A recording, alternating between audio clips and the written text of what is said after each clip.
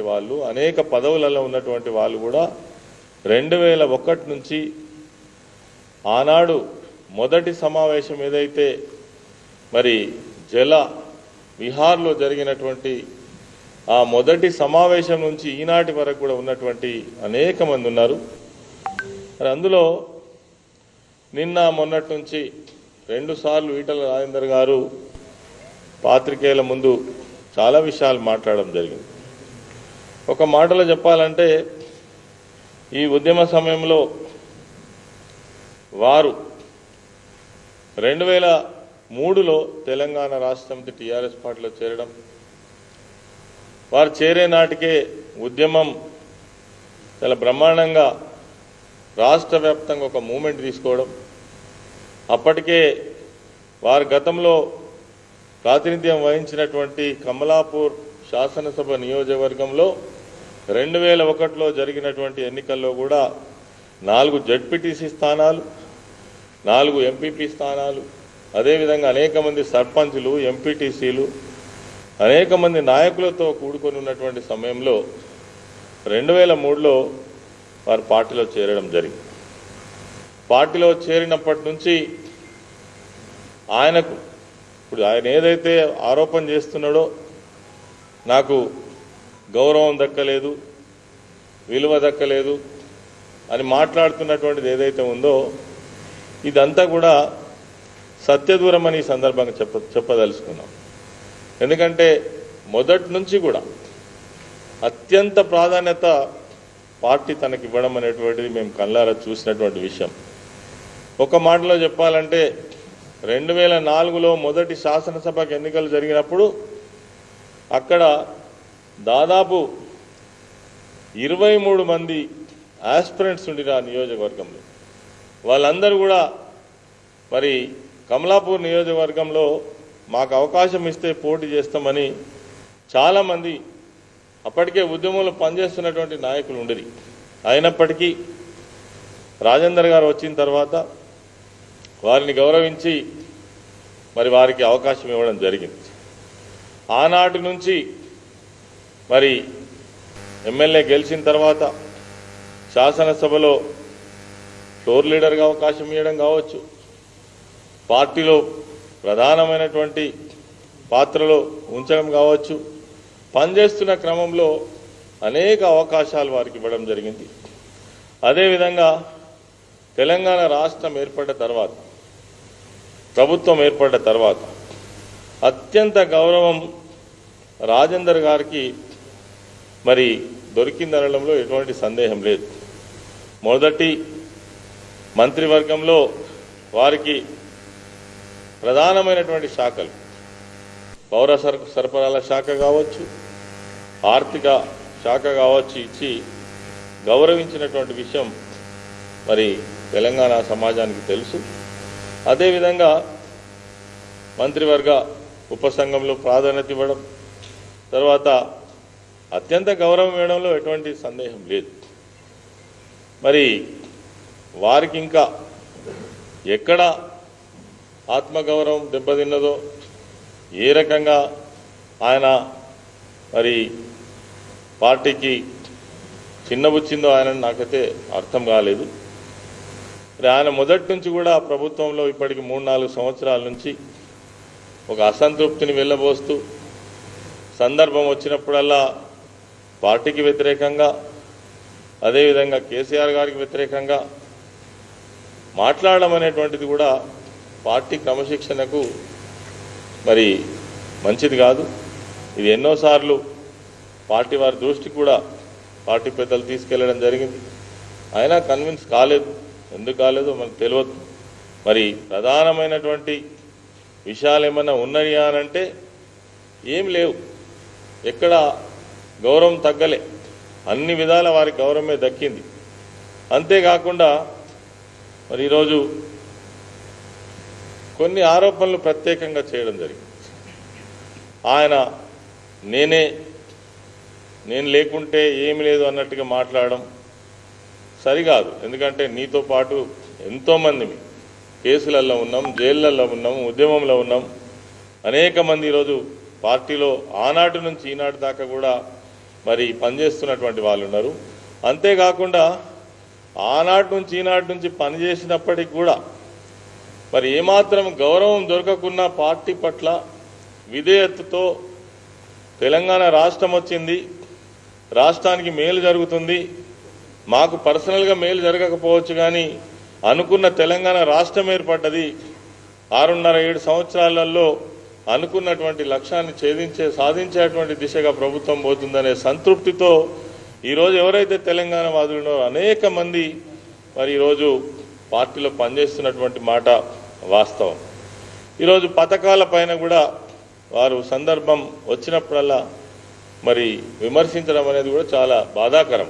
ఎందుకంటే మరి పథకాల పైన పంట పండితే బతుకుతాం, పరిగేరుకుంటే బతుకం అనేటువంటి మాట ఈరోజు ఉన్నటువంటి పథకాలను ప్రభుత్వం యొక్క విధానాన్ని వ్యతిరేకించినట్టుగా మనం భావించవచ్చు. ఇటువంటి సందర్భాలలో కూడా పార్టీ స్పందించలేదు. ఎందుకంటే ఎందుకు మాట్లాడిండో ఏమో అనే ఉద్దేశంతో మరి ఈరోజు ఏం తక్కువ జరిగింది? తెలంగాణ రాష్ట్రం వచ్చిన తర్వాత అన్ని వర్గాలకు గౌరవం దొరికే విధంగా మరి ముఖ్యంగా ఇరిగేషన్ రంగాన్ని బ్రహ్మాండంగా తీర్చిదిద్దినటువంటి ప్రభుత్వం దేశంలో ఏదైనా ఉన్నది అని అంటే తెలంగాణ ప్రభుత్వం అని ఖచ్చితంగా చెప్పవచ్చు. ఎందుకంటే ఈరోజు 1,20,00,000 ఎకరాలకు నీళ్లు వచ్చేటువంటి ప్రాజెక్టుల నిర్మాణం కావచ్చు, ఏర్పాటు కావచ్చు జరిగి ఈరోజు రైతులందరూ కూడా సంతోషంగా ఉన్నటువంటి రాష్ట్రం తెలంగాణ రాష్ట్రం. అదేవిధంగా 50 సంవత్సరాల నుంచి తీర్చినటువంటి ఏ ప్రభుత్వం వచ్చినా ఎంతమంది ముఖ్యమంత్రులు వచ్చినా ఈ రాష్ట్రంలో ఉన్నటువంటి ప్రధానమైన సమస్య కరెంటు సమస్యకు శాశ్వత పరిష్కారం చూపించినటువంటి ప్రభుత్వం. అదేవిధంగా ఇంటింటికి మంచినీళ్ళు అందించి అనేక సంక్షేమ పథకాలను ఈ రాష్ట్రంలో మరి దేశంలో ఎక్కడ లేనటువంటి పథకాలను అందించి ప్రజల యొక్క మనసులను గెలిచినటువంటి ప్రభుత్వం టీఆర్ఎస్ ప్రభుత్వం. అది మా ముఖ్యమంత్రి కేసీఆర్ గారి యొక్క ఆలోచన విధానంతో ఈరోజు దేశం తెలంగాణ రాష్ట్రం వైపు చూస్తున్నటువంటి తరుణంలో మరి వారు ఈ రకమైనటువంటి మరి భావం ఎందుకు వచ్చింది, ఏ విషయం వచ్చింది, మరి ఆయనకి ఏం మేలు జరగలేదు అని అంటే అనేక రకాలుగా పార్టీతో లబ్ధి పొందినటువంటి లాభపడ్డటువంటి ఈరోజు ఆయననే మరి చెప్తున్నటువంటి విషయాలను బట్టి కూడా మనం అర్థం చేసుకోవచ్చు.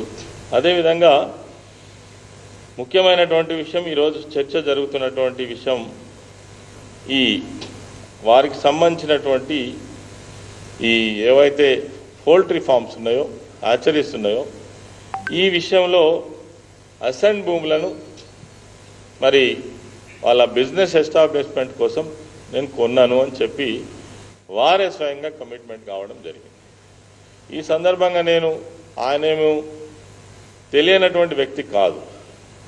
గతం రెండోసారి మంత్రిగా ఉన్నాడు, అనేక సంవత్సరాలు ఉద్యమంలో ఉన్నారు, బిజినెస్లో ఉన్నారు. మరి వారు కమిట్ అయిన దాని ప్రకారం 66 ఎకరాల అసైన్మెంట్ భూమిని నేను కొనుగోలు చేయడం కోసం మరి వాళ్లకు డబ్బులు ఇచ్చిన మాట వాస్తవమే అని చెప్పి అంగీకరించడం జరిగింది. నేను ఒకటే వారిని అడగదలుచుకున్న విషయం ఏమిటంటే, మీరు ఎంతసేపు దళితుల విషయం, పేద వర్గాల విషయం, బీసీల విషయం మాట్లాడుతుంటారు. మరి మీకు తెలిసి కూడా ఈ పేదలకు ఎప్పుడో 1995 సంవత్సరంలో ఇచ్చినటువంటి అసైన్ భూములు కొనాలని మీకు ఎందుకు అనిపించింది? అది తప్పని మీకు అనిపించలేదా? ఒకవేళ కొంటూనే ఇంకొక మాట కూడా మీరు ప్రెస్ మీట్లో మాట్లాడారు కదా, ప్రభుత్వానికి అవసరం ఉంటే ల్యాండ్ ఎక్వేషన్ చేస్తలేదా? మేము ల్యాండ్ ఎక్వేషన్ చేస్తే తప్పేంది అని. ప్రభుత్వ అవసరాల కోసం ల్యాండ్ ఎక్వేషన్ చేస్తుంది, కానీ మీ సంస్థ ప్రజా అవసరాల కోసం కాదు కదా. మీకోసం, మీ సంస్థ అభివృద్ధి కోసం మీకు లాభాలు వస్తే మీ కుటుంబానికో మీ సంస్థకో వస్తాయి తప్ప ప్రజలకు చెందేటి కాదు కదా. మరి ఈ మాట మీరు ఎట్లా మాట్లాడతారు? మరి కొన్నటువంటి భూములు ఏవైతే ఉన్నాయో మీరు ఇచ్చినటువంటిది 6 లక్షల రూపాయలు ఇచ్చినామని మీరు చెప్పారు. 6 లక్షలలో 2 లక్షల రూపాయలు అడ్వాన్స్ ఇచ్చినామని చెప్పారు. అయితే ఇప్పుడు దళితులు ఎవరైతే ఉన్నారో భూములు కానీ, జాగలు కానీ, ఆస్తులు కానీ లేనటువంటి పేదవాళ్ళు అనే సంగతి తెలిసి కూడా వాళ్ళ భూమి ఈరోజు ఆ ప్రాంతంలో మీరు కొన్నటువంటి ప్రాంతంలో మినిమం వాల్యుయేషన్ చూసినట్టయితే 50 లక్షల నుంచి ₹1 కోటి ఆస్తి కలిగినటువంటి ఈ ఎకరంన్నర భూములు అంటే దాదాపు 1.5 కోటి విలువ చేసేటువంటి భూములు మీరు వాళ్ళ నుంచి 6 లక్షలు ఇచ్చి ఎట్లా కొనాలనుకున్నారు? వాళ్ళకు అవసరాలు ఉంటాయి, ఎస్సీలు కాబట్టి పిల్లల పెళ్లి సమయంలో లేదంటే ఏదైనా అవసరాల నుంచో అమ్ముకుంటారు కావచ్చు. అసైన్మెంట్ ల్యాండ్ యాక్ట్ ఏం చెప్తుందంటే మీరు ఎన్నిసార్లైనా అమ్మినా ప్రభుత్వం దాన్ని తిరిగి తీసుకునే హక్కు ఉన్నది. అసైన్ ల్యాండ్కు సంబంధించినటువంటి భూములను ఎవరు కొనరాదు, అమ్మరాదు అనేటువంటి యాక్ట్ చెప్తా ఉన్నది. అయినప్పటికీ ఇన్ని విషయాలు తెలిసి కూడా మీరు ఈ భూములను కొనడానికి ఎందుకు సాహసం చేసినట్టు? అంటే మీ బిజినెస్ అభివృద్ధి తప్ప మీకు ఎస్సీల పట్ల ఏ రకమైన కన్సర్న్ ఉన్నట్టు నాకు అర్థం కావడం లేదు. దీనికి మీరు సమాధానం చెప్పవలసిన అవసరం కూడా ఉన్నది. మాకు ఆ పక్కన అక్కర ఉండే హ్యాచరీస్ పెడుతున్నాం, ₹100 కోట్ల లోన్ తీసుకున్నాం కాబట్టి ఆ భూమిని తీసుకుంటారా? అవసరమైతే ఎస్సీలను బతికించాలనుకుంటే డెఫినెట్గా ఆ భూములు ఎస్సీలకే ఉండాలని తలవాల్సి ఉన్నటువంటి మీరు ఏ విధంగా ఆ భూములను తీసుకోవడానికి ఇష్టపడ్డరు? ఎందుకు డబ్బులు ఇచ్చిండ్రు? ఒకవేళ డబ్బులు ఇస్తే అక్కడ 50 లక్షల నుంచి ₹1 కోటి 50 లక్షల విలువ ఉంటే 6 లక్షలు ఇవ్వాలనే మీకు ఎందుకు అనిపించింది? ఇది ఎస్సీలకు నష్టం చేసినట్టా, లాభం చేసినట్టా? ఇది మీరు ఒక్కసారి ఆలోచన చేయవలసినటువంటి అవసరం ఉంది. ఎస్సీ సోదరులు కూడా ఆలోచించాల్సినటువంటి అవసరం ఉంది. అదేవిధంగా ఇవన్నీ కూడా మీకు సంబంధించినటువంటి విషయాలు. ఏవి భూములు కొనడం కానీ అమ్మడం కానీ మీకు సంబంధించినటువంటి మీ సంస్థకు సంబంధించినటువంటి విషయాలు. మీరు ఇందులో ఇరుక్కొని భూములు కొని తర్వాత దేవరాంజాల గ్రామంలో కూడా మీరు కొన్నటువంటి భూములు ఏవైతే ఉన్నాయో గతంలో కొన్న భూములు కూడా దేవాదాయకు సంబంధించినటువంటి భూములని మీరే చెప్పిండ్రు. దానిలో 1542 ఎకరాలు అనేక మంది రైతులు కూడా చాలా సంవత్సరాల నుంచి ఉన్నారు. మరి దానిలో మీరు కొనద్దు కదా?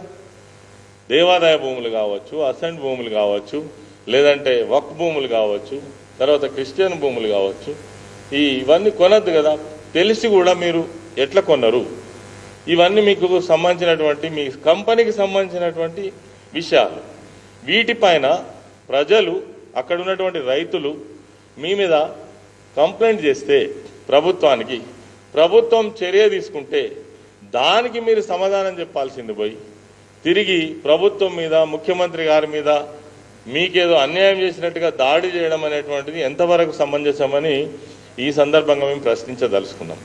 ఎందుకంటే మీకు ఎక్కడ అన్యాయం జరగాలి? మీకు ఇన్నిసార్లు పార్టీకి వ్యతిరేకంగా మాట్లాడినా ఎవరు కూడా మీకు మీ మీ మీ మీ గౌరవానికి భంగం కలిగించే విధంగా ఎక్కడ మాత్రం జరగాలి. ఒకవేళ జరిగితే అది 1-2 ఇయర్స్ నుంచే మీరు మాట్లాడినటువంటి మాటలు ఈరోజు పార్టీ ఏదైతే ఉందో రాష్ట్రంలో బ్రహ్మాండమైనటువంటి శక్తిగా ఎదిగి ఉన్నటువంటి పార్టీ. అధికారంలో ఉన్నాం.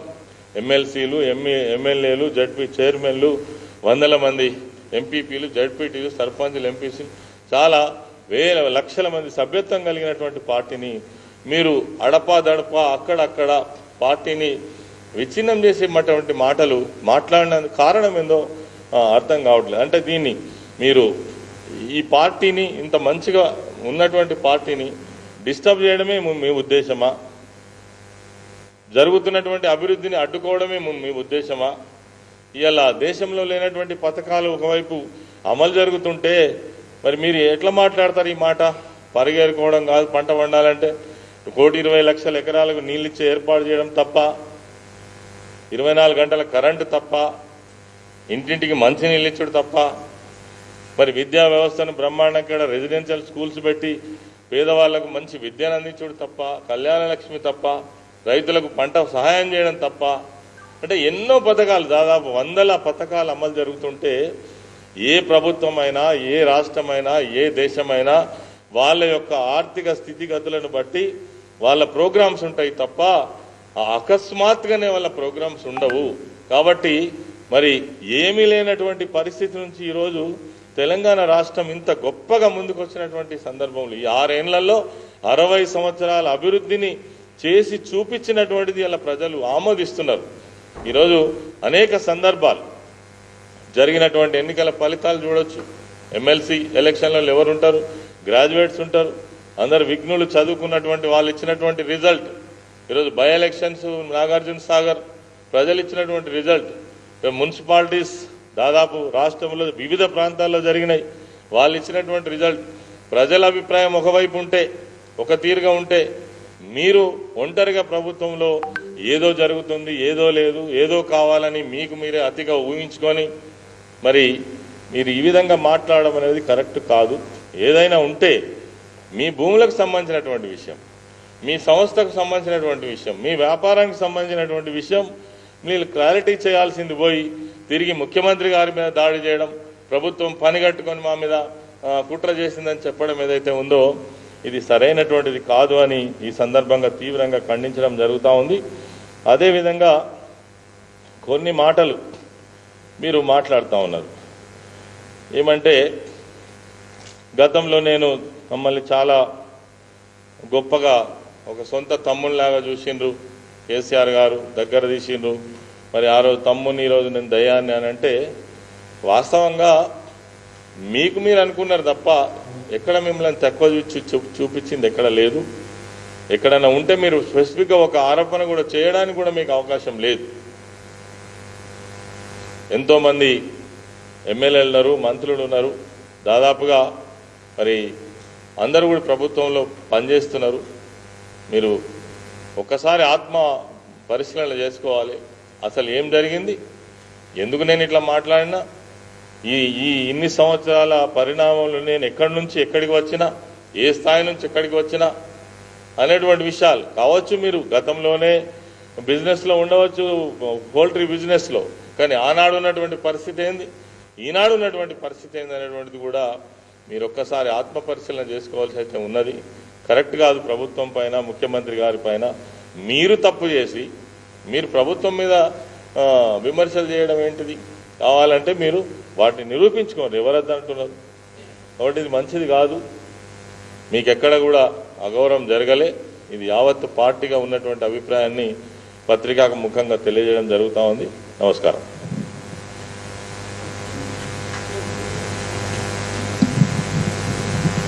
గౌరవ పత్రికా సోదరులందరికీ నమస్కారం తెలియజేసుకుంటూ, గత 3 రోజుల నుంచి పరిణామాలన్నీ కూడా మీరు చూస్తున్నారు. గౌరవ ముఖ్యమంత్రి గారి మీద వ్యాఖ్యలు చేసే స్థాయికి ఈరోజు ఈటల రాజేందర్ గారు మాట్లాడుతున్నారు. వాస్తవంగా చెప్పాలంటే ఈటల రాజేందర్ గారు ఒక మేకవన్న పులి. బీసీ ముసుగులో వేసుకున్న పెద్ద దొర.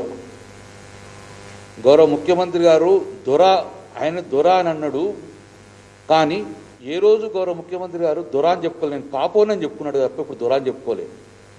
కానీ బీసీలు, ఎస్సీలు, ఎస్టీలు అందరిని కాపాడుతున్న వ్యక్తి బీసీ ముసుగులో, బడుగు బలహీన వర్గాల ముసుగులో ఉన్న పెద్ద దొర ఈరోజు ఈటల రాజేందర్ గారు. హుజరాబాద్కి వెళ్తే బీసీ, హైదరాబాద్కి వెళ్తే ఓసీ. ఇది ఇతని తతంగం. ఇతను గౌరవ ముఖ్యమంత్రి గారి మీద అనుచిత వ్యాఖ్యలు చేసే స్థాయికి వచ్చింది. తనే చెప్తున్నాడు ఈరోజు. తనే ఏం చెప్పాడు? రాజశేఖర రెడ్డి గారితో నేను మాట్లాడాను అసెంబ్లీలో, కిరణ్ కుమార్ రెడ్డితో మాట్లాడినా, అసెంబ్లీలో స్పీచ్ మాట్లాడిన. దేని గురించి మాట్లాడాడు? తన సొంత ఉన్న దేవరాయాంజలి భూములు కన్వర్షన్ కోసం మాట్లాడి తప్ప, కానీ ఏ రోజు అసెంబ్లీలో తన ముదిరాజులకు చాపపిల్లలు కావాలి, తన బడుగు బలహీన వర్గాలకు పథకాలు కావాలి అని ఏ రోజు కూడా శాసనసభలో మాట్లాడలే. ఇదే కిరణ్ కుమార్ రెడ్డితో కానీ, ఇదే రాజశేఖర రెడ్డితో కానీ మాట్లాడలే. మాట్లాడింది ఏంటంటే దేవరాయాంజలి భూమిని కన్వర్ట్ చేయాలి అని, నా భూములు నేను చెప్పి మాట్లాడింది. కానీ ఏ రోజు కూడా గౌరవ ముఖ్యమంత్రి ఇచ్చిన ఫ్లో లీడర్ను మిస్యూజ్ చేశాడు తప్ప, కానీ బడుగు బలహీన వర్గాల కోసం ఒక్క రోజు కూడా మాట్లాడిన పరిస్థితి లేదు. కానీ గౌరవ ముఖ్యమంత్రిగా తను మాట్లాడకున్నా కేసీఆర్ గారు ఈరోజు ముదిరాజులకు ఆర్థికంగా ఎదిగే విధంగా చాపపిల్లలు వేసిన ఘనత, ముదిరాజులకు నీళ్లు అవైలబుల్ కావాలని చెప్పి మిషన్ కాకతీయ మీద చెరువులు తవ్విన ఘనత ఈరోజు కేసీఆర్ గారు. మరి ఏ రోజున కేసీఆర్ గారికి చెప్పావా నువ్వు చేపల పిల్లలు కావాలి మా ముదిరాజులు? కానీ చెప్పలే. ఈరోజు పదవి పోగానే నా ముదిరాజులు, నా బీసీలు నాకు కావాలంటున్నావు. మరి పదవి ఉన్నప్పుడు ఎప్పుడు గుర్తు రాలేదే? మేమందరం ఏ రోజు కూడా పదవి ఉన్నప్పుడు బడుగు బలహీన వర్గాలను మీరు దగ్గర తీయలే కదా.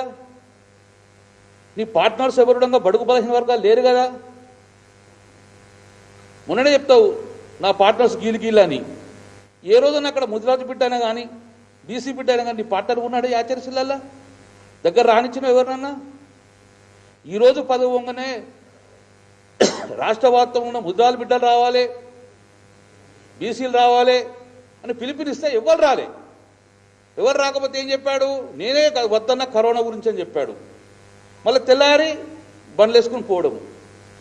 ఇది ఇతన్ని ఉన్న నైజంగా భావిస్తున్నాం. ఈరోజు కమలాపు 2003లో టీఆర్ఎస్ పట్ల జాయిన్ అయినావు, 2001లో టీఆర్ఎస్ స్థాపించారు. కమలాపూర్ నియోజకవర్గంలో చీమలు పెట్టిన పుట్టలో పామై దూరినవు. మీరు రాకముందు 2001లో అన్ని జడ్పీటీస్లో అన్ని ఎంపీలు గెలిచినాం. అది చూసి ఈరోజు పుట్టలో మీరు చేరారు. చేరి ఒక్కొక్క తెలంగాణ బిడ్డను బయటకు పంపించే ప్రయత్నం చేశారు. విత్ ఎవిడెన్స్ చెప్తున్నాం. ఇందులో ఎందుకు మాట్లాడలే అంటే ఈరోజు గౌరవ ముఖ్యమంత్రి గారి కుటుంబం మేమందరం.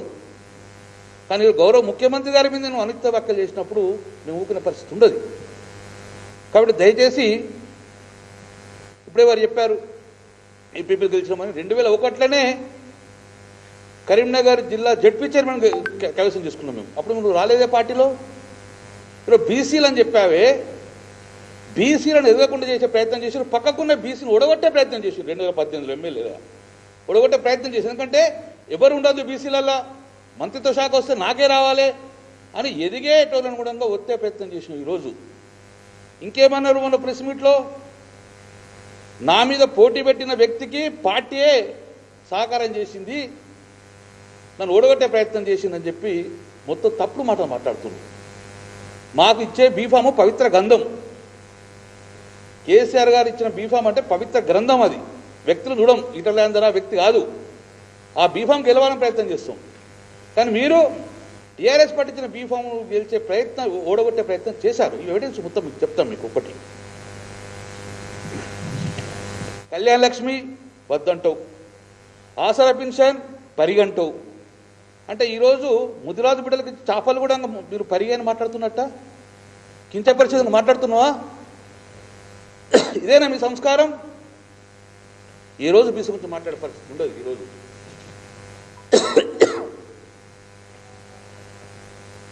హుజరాబాద్లో ఏ బీసీని ఎదిగే ప్రయత్నం చేయలేదు.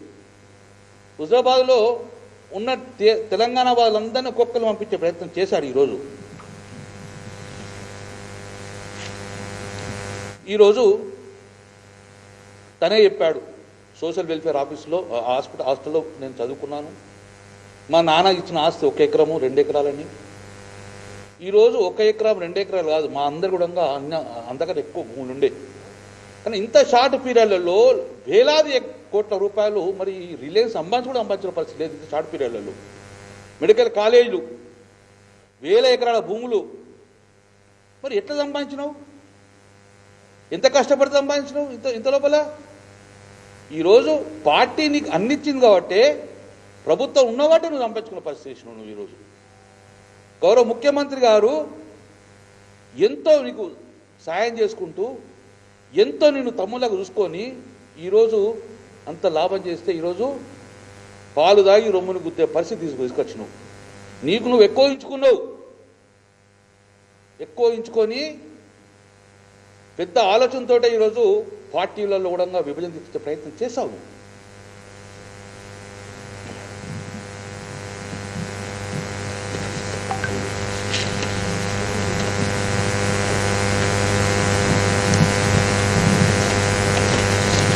ముఖ్యంగా ఒకసారి చూడండి, ఎప్పుడన్నా మొన్న ఎమ్మెల్సీ ఎలక్షన్ జరుగుతున్నాయి. ఎమ్మెల్సీల గెలవంగానే ముఖమంతా మాడిపోడు, ఓడిపోతే మాత్రం నవ్వడం.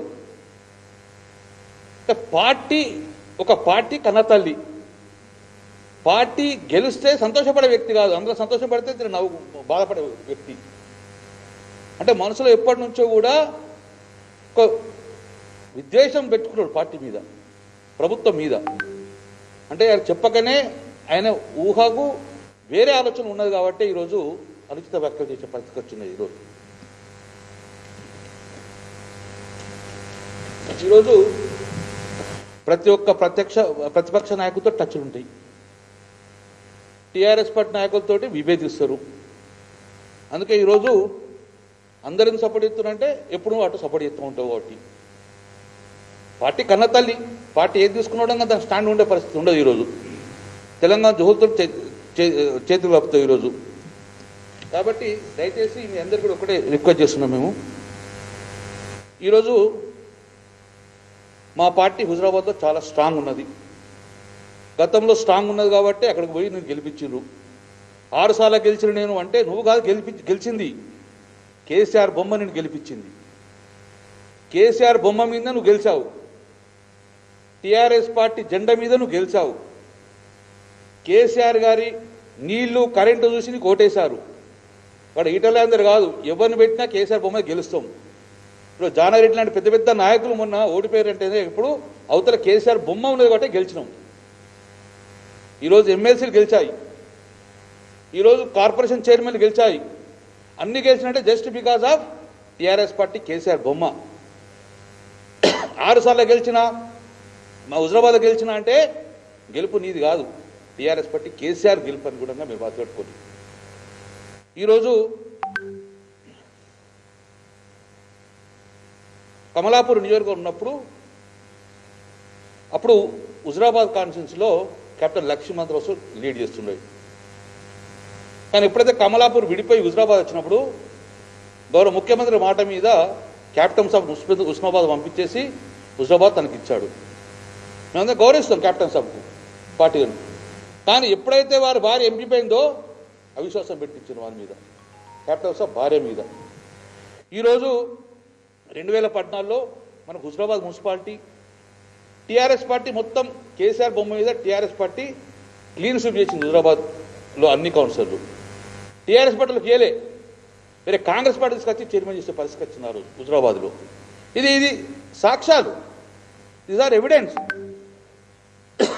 జమ్మికుంట హుజరాబాద్ ఇవన్నీ కూడా మున్సిపాలిటీ టీఆర్ఎస్ పార్టీ కైవసం తీసుకుంది మరి ప్రమాణ స్వీకారం చేయాలి కదా అయ్యా ఈటల రాజేందర్ గారు మన మున్సిపల్ శాఖ మాత్రం ఉన్నారు కదా కేటీఆర్ని కూడా కలుద్దాం అని ఆ మున్సిపల్ చైర్మన్లు జమ్మికుంట మున్సిపల్ చైర్మన్ కానీ హుజరాబాద్ మున్సిపల్ చైర్మన్ కానీ అయ్యా మనం కేటీఆర్ పిలుచుకుందాం కేటీఆర్ని కలిసేద్దామంటే గెలిచిన వాళ్ళిద్దరిని కేటీఆర్ పేరు ఇద్దరిని అవిశ్వాసంతో తీసిపారేసింది జమ్మికుంట హుజరాబాద్ మున్సిపాలిటీ ఈ సాక్ష్యాలు నేను లేనా కేటీఆర్ని ఎందుకు రమ్మంటావని అంటే అంతా విషయం చెప్పే ప్రయత్నం చేసే హుజరాబాద్ జమ్మికుంట వాళ్ళందరినీ కూడా అవిశ్వాసం పెట్టి తీసేశారు క్యాప్టెన్ సాబ్ వాళ్ళ వైఫ్ కూడా అవిశ్వాసం పెట్టించారు ఎంపీపీగా కాబట్టి ఇవన్నీ కూడా సాక్ష్యాలు ఇవన్నీ కూడా ఎందుకు కడపలో పెట్టుకున్నాము ఒక కన్నతల్లి పార్టీ ఉన్నది కానీ నీలో ఇంత విషయం నాకు తెలియదు బడుగు బలహీన వర్గాలు పేరు చెప్పుకుంటావు బడుగు బలహీన వర్గాలు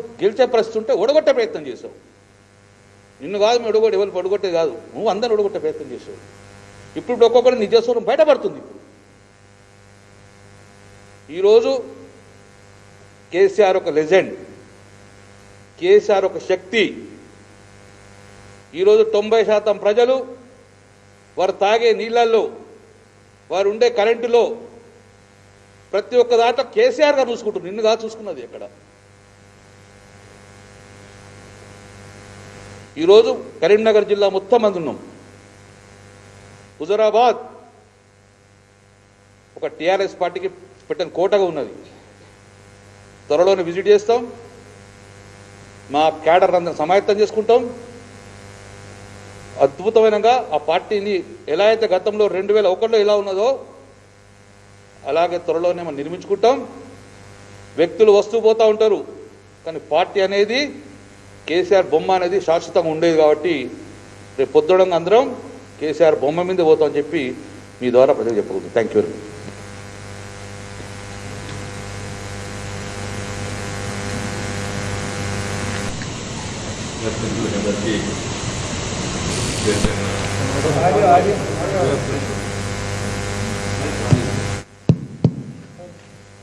ప్రెస్ మిత్రులకు అందరికీ పేరు పేరున నమస్కారాలు.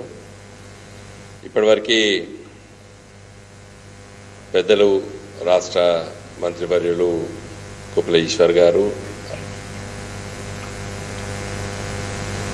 అదేవిధంగా రాష్ట్ర మంత్రివర్యులు గంగుల కమలాకర్ గారు చాలా విషయాలు మాట్లాడారు. టిఆర్ఎస్ పార్టీ ఆవిర్భించకంటే ముందు ఒక సంవత్సరం కాలం పాటు కేసీఆర్ గారు వివిధ రాజకీయ ఆలోచనలు ఉన్నటువంటి వ్యక్తులతోని, మేధావులతోని తెలంగాణ సమస్యలపైన, తెలంగాణ ఎందుకు ఈ గోస, తెలంగాణ ప్రాంతంలో నాడు జరుగుతున్నటువంటి అలజడులు, అశాంతి, రైతుల ఆత్మహత్యలు, యువకుల్ని నక్సలైట్ల పేరిట కాల్చేయడము, పోలీసులు చచ్చిపోవడము, మళ్ళీ నక్సలైట్ల దాడితో ఒక అలజడి యావత్తు తెలంగాణలో ఎవరు కూడా శాంతియుతంగా ఒక బతకాలనేటువంటి తీపితో ఎవరు లేరు ఆ రోజు తెలంగాణ సమాజం, ఆనాటి ఆంధ్రప్రదేశ్ రాష్ట్రంలో. అప్పుడు తెలంగాణ ప్రత్యేక రాష్ట్రం అయితేనే తెలంగాణ ప్రజల సమస్యల పరిష్కారం అయితే అని చర్చలు జరుగుతున్న రోజులలో అతి కొద్ది మందిలో నేనొకరు. తెలంగాణ ప్రజల సమస్యల పరిష్కారానికి తెలంగాణ రాష్ట్రం ఒకటే దీనికి భవిష్యత్తు ఈ ప్రజలకి అని చెప్పి ఆలోచన చేసి ఒక రాజకీయ పార్టీగా ఎదగాలి, ప్రజాస్వామ్యబద్ధంగా ప్రజలు రాష్ట్రాన్ని సాధించుకోవాలి, ప్రజలు తమ సమస్యలు పరిష్కారం చేసుకోవాలి. ముఖ్యంగా రైతాంగం ఆ రోజు బాధపడుతున్నటువంటి కరెంటు సమస్య, నీళ్ళ సమస్య, పేద వర్గాల అభ్యున్నతికి సంక్షేమ పథకాలు, చదువు, వీటన్నిటిపైన సుదీర్ఘంగా చర్చించిన తదనంతరమే టిఆర్ఎస్ పార్టీ ఆవిష్కరించబడ్డది. గులాబీ జెండా ఒక రాజకీయ పార్టీగా రిజిస్ట్రేషన్ చేసుకొని వెంటనే జరిగినటువంటి పార్టీ పెట్టిన వెంటనే తొందరలోపట ఎన్నికలు పెట్టి, పంచాయతీరాజ్ల ఎన్నికలు పెట్టి ఈ తెలంగాణ వాదం లేదు, తెలంగాణ అనేది ఒక ఊహాజనితమైనటువంటి సమస్య అని చెప్పి చిత్రించడానికి ఆనాటి ముఖ్యమంత్రి చంద్రబాబు నాయుడు కుటీల రాజకీయ ప్రయత్నాల్లో భాగంగానే మరి ఈ పార్టీని చాలా ఇబ్బందులు పెట్టాడు. వెంటనే ఎన్నికల ప్రకటన చేశాడు. పంచాయతీరాజ్ ఎన్నికలు జరుగుతాయి, తెలుగుదేశం బ్రహ్మాండంగా గెలుస్తుంది, గులాబీ జెండా ఓడిపోతుంది, కాబట్టి తెలంగాణ వాదాన్ని ఈ మొగ్గల్నే తుంచేయాలని చెప్పి ప్రయత్నం చేసిండు ఆనాటి ముఖ్యమంత్రి చంద్రబాబు నాయుడు. ఇది ఎందుకు చెప్పుకొస్తున్నంటే, కమలాపురం శాసనసభ నియోజకవర్గం నుండి 2004లో ఈటల రాజేందర్ గారు గెలిచారు కదా, ఆ నియోజకవర్గంలో కమలాపురం మండలము, ఆ మండలం పేరటనే ఆ నియోజకవర్గం ఉంది. అప్పటి వరకు దామోదర్ రెడ్డి గారు తెలుగుదేశం పార్టీ శాసనసభ్యులు. జమ్మికుంట, వేణువంక, శంకరపట్నంలో కొంత భాగం, మానకొండూరు మండలంలో కొంత భాగంగా ఉన్నటువంటి ఆ శాసనసభ నియోజకవర్గంలో 2001లో పంచాయతీరాజ్ ఎన్నికలు జరిగినప్పుడు రైతు నాగలి గుర్తుపైన పోటీ చేశాం టీఆర్ఎస్ పార్టీ. ఇప్పుడు కారు వచ్చింది, అప్పుడు రైతు నాగలి పార్టీ పోటీ చేస్తే కమలాపురం జెడ్పీటీసీ, ఎంపీటీసీలు ఎంపీపీ చేసుకున్నాం. జమ్మికుంట జెడ్పీటీసీ, ఎంపీటీసీలు గెలిస్తే ఎంపీపీ, వేణువంక జెడ్పీటీసీ, ఎంపీటీసీలు గెలిస్తే ఎంపీపీ, శంకరపట్నం జెడ్పీటీసీ, ఎంపీటీసీ గెలిస్తే ఎంపీపీ, మానకొండూరు, హుజురాబాదు నియోజకవర్గంలో మరి పక్కకున్నటువంటి సైదాపూరు, ఎల్కతుర్తి, భీమదేవరపల్లి, ఇవన్నిట్లో కూడా బ్రహ్మాండమైనటువంటి మెజార్టీతో గులాబీ జెండా గెలిచింది. ఆ గెలిచిన పార్టీ కరీంనగర్ జిల్లా పరిషత్ కూడా కైవసం చేసుకున్నాం. చంద్రబాబు నాయుడు పార్టీకి ఆనాడు ఉన్నటువంటి వాళ్ళకందరికీ కూడా ఒక చెంపదెబ్బ. ఉత్తర తెలంగాణ లోపల టీఆర్ఎస్ పార్టీ బ్రహ్మాండమైన విజయం సాధించింది. ఆ పార్టీ టీఆర్ఎస్ పార్టీ ముందుకెళ్తున్న సందర్భంలో ఈటల రాజేందర్ గారు 2003లో అప్పటి వరకే తెలంగాణ ప్రాంతంలో వివిధ సందర్భాల్లో గొప్ప గొప్ప బహిరంగ సభలు పెట్టి లక్షలాది మంది జనాన్ని సమీకరించి నేనే శంకరపట్టణం మండలానికి ఆనాడు బ్రిగేడర్గా పోయినా తుమ్మ చెట్లు కొట్టి ఆఫీసులలో బట్టలు తూడ్చి పైసలు వసూలు చేసుకొని ట్రాక్టర్లు పెట్టి లారీలు పెట్టి ఇదే కమలాపురం కాన్ఫరెన్స్లో ప్రజల్ని కదిలించడం లక్షలాది మంది మరి నీటి సమస్య పైన సభలు పెడితే కదిలినరు వరంగల్ సభ కానీ హైదరాబాద్ సభలు కానీ కరీంనగర్ సభలు కానీ ఎక్కడ పెడితే నల్గొండ సభ కానీ జనాన్ని కదిలించినటువంటి ప్రాంతం నేటి హుజరాబాద్ శాసనసభ నియోజకవర్గం ఆనాటి కమలాపురం శాసనసభ నియోజకవర్గం ఈటల రాజేందర్ గారు లాంటి నాయకులు చాలామంది కూడా ఆ ఉద్యమం ఉధృతంగా పోయి వచ్చే శాసనసభ ఎన్నికలు 2004లో జరగబెట్టిన శాసనసభ ఎన్నికల్లో టీఆర్ఎస్ పార్టీ తెలంగాణలో అత్యధికమైనటువంటి స్థానాలను కైవాసం చేసుకుంటుందనే ఒక విశ్వాసం కలిగింది తెలంగాణ రాజకీయ వ్యవస్థలో. ఆ సందర్భంలో ఈటల రాజేందర్ గారు టీఆర్ఎస్ పార్టీకి వచ్చిండ్రు. చాలా గొప్పగా కేసీఆర్ గారు ఆహ్వానించారు.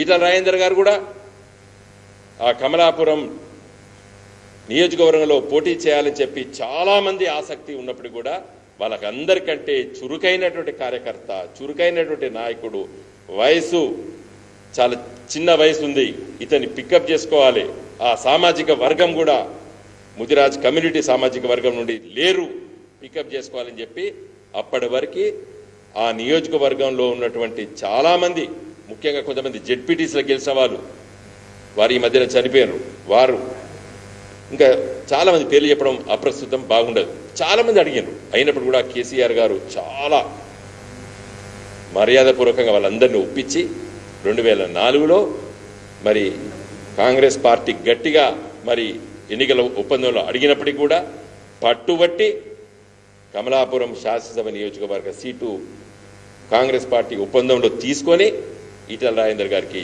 అప్పచెప్పడం, ఒక బంగారు పల్లెంలో ఆ శాసనసభ నియోజకవర్గము ఒక బంగారు పల్లెంలో ఈటల రాజేందర్ గారికి అప్పచెప్పడం జరిగింది కేసీఆర్ గారు.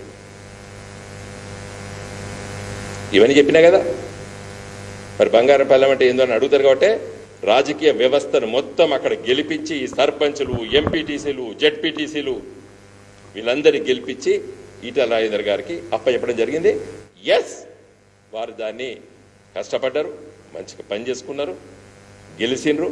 కేసీఆర్ గారు ఎప్పుడు చెప్తే అప్పుడు రాజీనామా చేసిండ్రు, బ్రహ్మాండమైన మెజార్టీతో గెలిచారు. నేను హనుమకొండ పార్లమెంట్ సభ్యుడిగా గెలిచినప్పుడు కూడా బ్రహ్మాండమైన మెజార్టీ కూడా మరి ఆ శాసనసభ నియోజకవర్గం నుంచి వచ్చింది. ఈటల రాజేందర్ గారు అప్పుడు ఎమ్మెల్యేగా పోటీ చేశారు.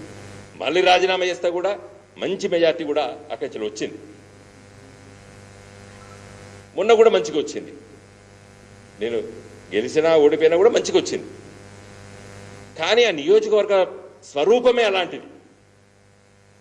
ఆ ప్రాంత ప్రజల యొక్క స్వరూపమే తెలంగాణ ఆకాంక్ష, తెలంగాణ అభిప్రాయంతో ఉన్నటువంటి ప్రజానీకం. ఉత్తర తెలంగాణలో కొన్ని నియోజకవర్గాలలో ఉన్నటువంటి బలమైన శక్తి ఆ నియోజకవర్గంలో టీఆర్ఎస్ పార్టీకి ఉన్నది. మరి ఇప్పుడే కోపలేశ్వర్ గారు చెప్పినట్టు 2007లో 6-7లో మేము పోటీ చేస్తే ఎక్కువ స్థానాలు రాలేదు. ఆనాటి మా ఫ్లోర్ లీడర్ ఓడిపోయాడు. గెలిచింది కొంతమందే. సీనియర్లు ఉన్నప్పటికీ కూడా ఈటల రాజేందర్ గారినే మరి ఒక ఫ్లోర్ లీడర్ అంటే అపోజిషన్ పార్టీకి, ఒక ప్రతిపక్ష పార్టీకి అత్యున్నతమైనటువంటి హోదా ప్రజాస్వామ్య వ్యవస్థలో ఫ్లోర్ లీడర్. అధికార పక్షం అయితే ముఖ్యమంత్రి. ఆనాడు మీకు ఫ్లోర్ లీడరు పదవి కేసీఆర్ గారు అప్పచెప్పారు. ఎందుకంటే ఇదంతా చెప్పాలి, ప్రజలకు అందరికి తెలుసు. మరొకసారి నెమరువేయడం ప్రజలకు తెలియక కాదు, ప్రజలకు స్పష్టంగా ప్రజలందరూ కూడా చాలా స్పష్టతతో ఉన్నారు. కేసీఆర్ ఇంకేం చేయాలి ఈయనకు అని కూడా అడుగుతున్నారు. ఫ్లోర్ లీడర్ తర్వాత ఉద్యమ నేపథ్యం 2009 నుండి 2014 వరకు తెలంగాణ రాష్ట్ర సమితి వీరోచితమైనటువంటి పోరాటాల లోపల మీకు సముచితమైన స్థానం కేసీఆర్ గారు కల్పించారు. అది మీరు నిన్న టీవీలో కూడా మీరే చెప్పారు. నన్ను మొత్తం ఆదిలాబాద్ నుంచి కింది దాకా నన్ను పరిచయం చేసిండ్రు మీరే అని చెప్పారు. చెప్పక తప్పదు మీకు కానీ ఎవరికైనా కానీ. కేసీఆర్ గారు చెప్తేనే కదా మనం అందరం నాయకులమైనాం, ఎంపీలమైనాం, ఎమ్మెల్యేలైనాం. ఒక కొత్త రాజకీయ వ్యవస్థను నిర్మించి ఒక కొత్త రాజకీయ పార్టీని క్రియేట్ చేసి ఆనాడు బలవంతులు తెలుగుదేశం పార్టీ, కాంగ్రెస్ పార్టీ తెలంగాణోడు పార్టీ పెట్టి ఆ పార్టీని గెలిపించే స్థాయికి తీసుకొస్తాడా అని చెప్పి నవ్వుకున్న రోజులు. ఆ రోజుల్లో కేసీఆర్ గారు ఈ లీడర్షిప్ అంతా కూడా తయారు చేసింది కరీంనగర్ జిల్లాలో కానీ మొత్తం యావత్ తెలంగాణలో కానీ. నేను అడుగుతున్నా, ఏదైనా సమస్య పైన భిన్నమైన అభిప్రాయాలు ఉంటే ప్రజాస్వామ్యం లోపల చర్చించుకోవచ్చు, మాట్లాడుకోవచ్చు, చేసుకోవచ్చు. ఏమీ లేవు. నాకు ఇవాళ ఎందుకు ఈ విధంగా మాట్లాడాలనుకున్నా అంటే, రాత్రి హుజురాబాద్లో Etela CM, Etela CM, CM down down, Etela CM అని నినాదాలు మరి వాట్సాప్లో దాంట్లో దీన్ని చూసిన. అంటే ఒక రాజకీయ పార్టీలో ఉంటూ ఒక రాజకీయ ఉద్యమాన్ని నడిపిన పార్టీ, ఉత్త పార్టీ కాదు ఇది. ఈ పార్టీని ఆవిష్కరించింది, ఈ రాజకీయ వ్యవస్థను ఆవిష్కరించిందే కేసీఆర్. ఉద్యమాన్ని నడిపి అనుకున్నటువంటి దాన్ని సాధించి ఒక రాష్ట్రాన్ని సాధించి ఆ రాష్ట్ర ప్రజల ఆశీస్సులతోని ముఖ్యమంత్రి అయి మళ్ళీ ఎన్నికలు పోయి మళ్ళీ ముఖ్యమంత్రి అయి ఉన్నటువంటి నాయకుడిని ఛాలెంజ్ చేస్తున్నారు. Your challenging. ప్రజలు నిర్ణయం చేస్తారు. Your challenging the leadership. ఎప్పుడు నిన్న నీ నినాదాలు చూస్తే అది కరెక్ట్ కాదు. సరే, అది నాకున్నటువంటి అభిప్రాయం. ఇంతకుముందు కుప్పల ఈశ్వర్ గారు చెప్పినటువంటి భూమి విషయం, ఒక రాజకీయ నాయకుడు ముఖ్యంగా ప్రభుత్వ భూముల జోలికి పోవద్దు. ముఖ్యంగా షెడ్యూల్ క్యాస్ట్, షెడ్యూల్ ట్రైబ్స్కు అసైన్మెంట్ చేసిన భూముల జోలికే పోవద్దు. మరి మీకు భూమి విషయంలో చాలా సమగ్రమైన అవగాహన ఉన్నది. ఆ వ్యాపారం పట్ల ఒక స్పష్టత ఉన్నది. ముఖ్యంగా షెడ్యూల్ క్యాస్ట్, షెడ్యూల్ ట్రైబ్స్కి అసైన్మెంట్ చేసినప్పుడు వివిధ కష్టాల్లో సుఖాల్లో ఉన్నటువంటి ఆ వర్గాలు అమ్ముకోవడానికి ప్రయత్నం చేస్తారు. అందుకే ప్రభుత్వం ఆ చట్టం తీసుకొచ్చింది. ఏం తీసుకొచ్చింది? ఈ భూమి ఎవరు అమ్ముకోవద్దని చెప్పి. పాపం పేదరికంలో ఉంటారు కాబట్టి ఇది అమ్మద్దు, ఇది అమ్మడానికి వీల్లేదంటేనే భూమి వాళ్ళ చేతిలో ఉంటుందని చెప్పి ఒక అభిప్రాయంతో ఆ చట్టాన్ని మన పెద్దలు తీసుకొచ్చిన చట్టం అది.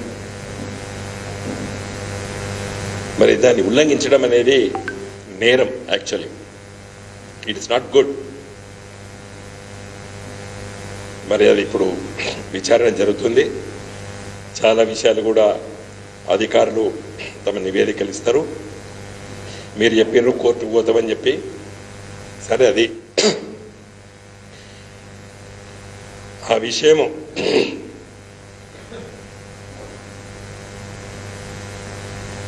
ఎవరిని అడిగినా కూడా, సామాన్య ప్రజలు ఎవరిని అడిగినా కూడా అది తప్పని చెప్తారు. నాకు అర్థం కాదు ఏంటంటే, దాన్ని తప్పు లేదు అని చెప్పడానికి చిత్రీకరించడం, నేను మాట్లాడడం అయితే కరెక్ట్ కాదు.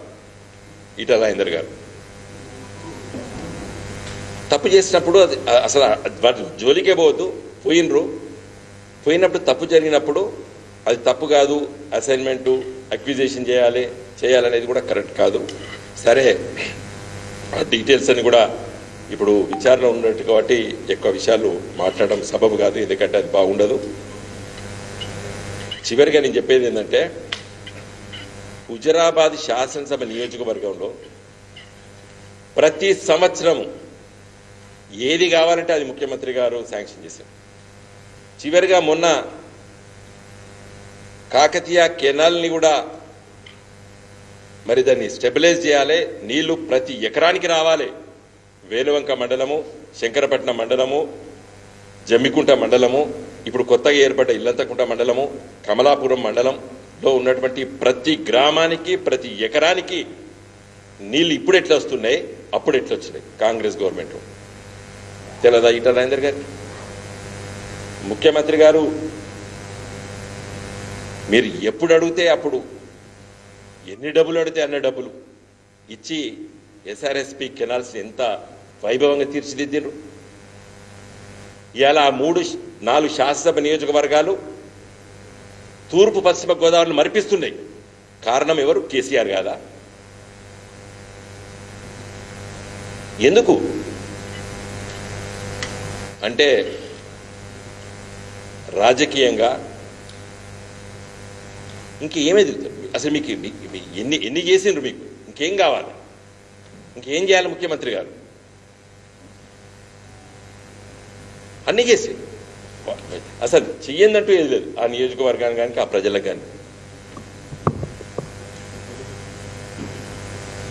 ఇలా చాలామంది చెప్తున్నారు, సార్ ఇంకేం చేయనుండే సార్, ఇన్ని చేసినారు కదా, ఇంకేం చేయాలి? నాకైతే ఈటల రాజేందర్ గారు వ్యాఖ్యానం పత్రికలు చూసి చాలా చాలా బాధేసింది. కానీ పార్టీలో ఒక మంత్రి గారి పైన మాట్లాడడం సబబు కాదని చెప్పి నేను మాట్లాడలేదు. రైతు బంధు పథకము కేసీఆర్ గారు పిలిచి, రాజేందర్ నీ కాన్స్టిట్యూన్సీలో పెట్టు, దాన్ని నీ కాన్స్టిట్యూన్సీలో లాంచ్ చేస్తా అని చెప్తే హుజరాబాదు జమికుంట మధ్యలో వేలాది మందిని సమీకరించి కేసీఆర్ గారు ఈటల రాజేందర్ గారు పక్కకు పెట్టుకొని రైతు బంధు పథకాన్ని లాంచ్ చేస్తే ఇలా పథకాల వల్ల ఏమీ లేదని చెప్పి మీ నోటి నుండి రావడం మాత్రం నాకది ఇష్టం లేదు. రాజేందర్ గారు మీరే కదా గంత పెద్ద బహిరంగ సభ పెట్టి రైతు బంధు పథకము ఈరోజు దేశంలో ఎక్కడ లేదని చెప్పి మీరు మాట్లాడారు, నేను మాట్లాడినా, కేసీఆర్ గారు మాట్లాడారు. ఆనాడు నేను ఎంపీగా మాట్లాడాను. ప్రపంచం మొత్తం ఇవాళ రైతు బంధు పథకం అంటే ఇంత గొప్ప పథకం అని చెప్తారు. మరి ఏం చేశారు మీరు? అది తప్పు అని చెప్పారు. పథకాలతో ఏం కాదన్నారు. రైతు బీమా పథకం, ఇలా కళ్యాణి లక్ష్మి పథకం, షాదీ ముబారక్ పథకం, 2000 రూపాయల ఆసరా పెన్షన్లు ప్రజలకు ఏమి చెయ్యదు అని చెప్పడం అయితే అది బడుగు బలహీన వర్గాల పేద ప్రజల కోసం ఆలోచించేటువంటి మనిషి వ్యాఖ్యానం కాదని చెప్పదలుచుకున్నాను నేను. బడుగు బలహీన పేద వర్గాల కోసం మాట్లాడవలసిన నాయకుడు మాట్లాడవలసినటువంటి మాటలు కావవి. ఇలా దేశంలో మొత్తం భారతదేశం వివిధ రాష్ట్రాలన్నీ కూడా తెలంగాణ వైపు చూస్తున్నాయి. ఇలా భారతీయ జనతా పార్టీ కూడా చెప్పక తప్పలేదు. One of the best performing states in the కంట్రీలో కూడా తెలంగాణ రాష్ట్రం మొదటి వరుసలో ఉన్నది. వాటిని నువ్వు రాజకీయ ఉపన్యాసం లోపల ఇవి తిండి పెట్టావు లేదా ఇవి ఏమి చేయవు అని వ్యాఖ్యానించడం, ఆ పత్రికలు అలా రాయడం చాలా బాధేసింది అది చూసినప్పుడు. ఒక పేద ప్రజల పట్ల ఆలోచించేటువంటి నాయకుడు మాట్లాడాల్సిన మాటలు కావాలి. కాబట్టి వీటన్నిటిని కూడా ప్రజలు గమనిస్తున్నారు. నిన్న మీరు ప్రెస్ మీట్లో మాట్లాడిన వ్యాఖ్యానాలు, నిన్న రాత్రి మరి హుజరాబాద్లో కొంతమంది చేసిన వ్యాఖ్యానాలను చూసి మరి మాట్లాడకపోతే బాగుండదని చెప్పి పెద్దలు గోపాల ఈశ్వర్ గారు, గంగుల కమలాకర్ గారు ఈ సమావేశం తప్పనిసరిగా మనం పెట్టాలని చెప్పి ఆలోచన చేసేందుకు మేము మాట్లాడాము ఈ ప్రెస్ మీట్ ద్వారా.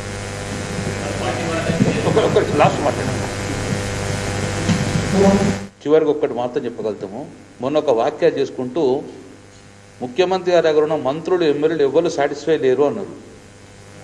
వాస్తవంగా మేమందరం కూడా ఇంటికన్నా ఎక్కువ కేసీఆర్ గారిని మేము సంతృప్తి వ్యక్తం చేస్తాం.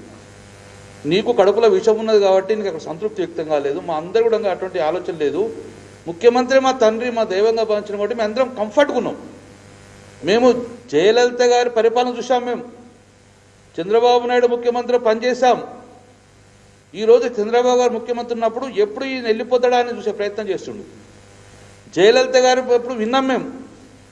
తమిళనాడులో మంత్రులు ఎక్కడుందరు, ఎమ్మెల్యే ఎక్కడుందరు, వాళ్ళు ఫస్ట్ ఫ్లోర్లో ఉందరు. కానీ ఈరోజు మా ముఖ్యమంత్రి గారి దగ్గర 12-15 గంటలు ఉన్నాడు తృప్తి పడతాం మేము. మా ముఖ్యమంత్రి కూసోమంటాడు ఇక మమ్మల్ని కొడుకుల్లాగా. మమ్మల్ని ఎప్పుడు ఎమ్మెల్యేలు చూలే, మంత్రులు చూలే. 11-12 మమ్మల్ని పక్క కూర్చోట్టుకుంటుండే. చాలా సంతృప్తి వ్యక్తం చేసాం, కుటుంబంగా భావించాం మేము. మరి ఈయనొక్కని కడుపులో విషయం ఉన్నది. ఈయనకంత ఆలోచన అంతా వేరే ఆలోచన ఉండే, మంత్రి ఆలోచన కాదు. ఈయనకని ఎక్కువ ఎంచుకున్నాడు కాబట్టి అందరిని కలిపే ప్రయత్నం చేసిండు. మంత్రులు సాటిస్ఫై లేరు, ఎమ్మెల్యే సాటిస్ఫై అని చెప్పి ఆయనకు మమ్మల్ని కలిపే ప్రయత్నం చేస్తున్నారు. పచ్చి అబద్ధాల కోరు. మేము యావత్ తెలంగాణ ప్రజలు చెప్తున్నాం, ఇలాంటి ముఖ్యమంత్రి మనకు ఉండడం మనం అదృష్టంగా భావించుకున్నాం. మేమందరం ఉన్నాం, ప్రజలు కూడా అదృష్టంగా భావించుకున్నాం. ఈయన ఎక్కడికి వేరే ఉద్దేశం ఉన్నది కాబట్టి ఈయనకంత అభిప్రాయాలు భిన్నంగా ఉంటాయి. దయచేసి బడుగు బలహీన వర్గాల ప్రజలారా, మీడియా ద్వారా మేము రిక్వెస్ట్ చేస్తున్నాం, ఈరోజు వెనుకబడిన కులాలకు స్వాతంత్రం వచ్చినప్పటి నుంచి ఇప్పటి వరకు ఈ తెలంగాణ రాష్ట్రంలో ఆత్మ గౌరవంగా బతికే విధంగా చేసింది ఏకైక ముఖ్యమంత్రి కేసీఆర్ గారు. అన్ని కులాలకు ప్రాధాన్యత ఇచ్చిన వెనుకబడిన కులాలకు. అది వెనుకబడిన కులాలు ఇప్పుడిప్పుడే ముందుకెళ్తుంటే ఈయన ఒక్కడే బడుగు బలహీన వర్గాలను పేరు చెప్పుకొని పెద్ద దొరగా చేసుకొని ఈరోజు అతిగా ఊహించుకున్నాడు. కాబట్టి మేము బడుగు బలహీన చెప్తున్నాను, ఈరోజు ముఖ్యమంత్రి గారే మన నాయకుడు. వీరంతా కూడా వాళ్ళ స్వార్థ రాజకీయాల కోసం వాడుకున్నాడు బడుగు బలహీన వర్గాలను. తన ఆస్తులు పెంచుకున్నందుకు, తన పౌల్ట్రీ ఫార్మ్ పెంచుకున్నందుకు మనల్ని వాడుకున్నాడు తప్ప కానీ ఏ రోజు మన బడుగు బలహీన వర్గం చేయలేదు, చేయడు కూడా. Thank you.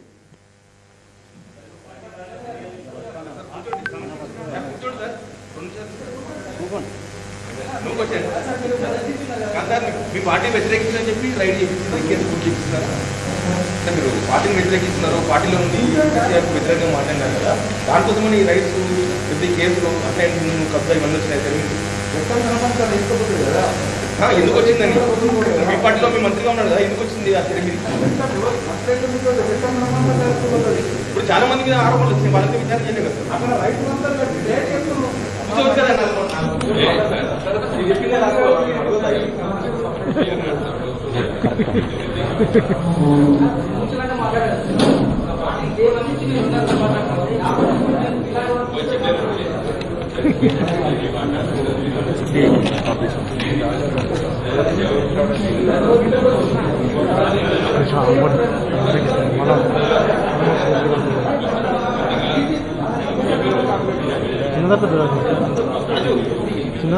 చిన్నదే నువ్వే నాకు